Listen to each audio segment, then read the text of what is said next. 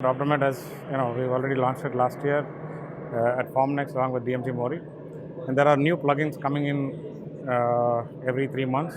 Every time there's an update, we're making the software better and more smarter, right? And of course, we will have plugins like heat treatment modules, powder management modules.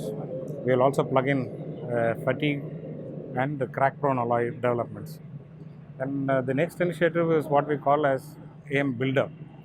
Now we see that there is a big gap between in the process itself, right from getting the CAD files to print, the support generation. We see a lot of struggle, expensive softwares. So what we decided to do is to integrate the three processes, that is the orientation, the support generation, and distortion, into one platform. It's a cloud-based platform, and it's a pay-per-use.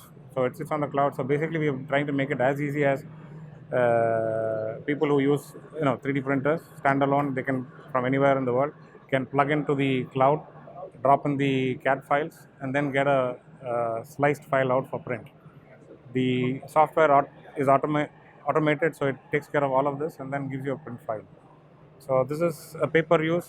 So you have less cost, less learning curve, less rejections, and it's more accurate. And so this is something that we will release in the second quarter of 2020. So right now it's under testing. We'll release in 2020. I think as an exhibition probably is fabulous.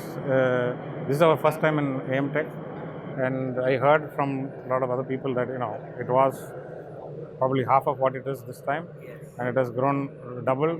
And what is interesting is that all the players in the Indian market are here, and it's developing, and India is also catching up with the Western world in terms of this one. So this is a good initiative, and all the best to AMTech guys, and let's hope for a better and bigger exhibition next year.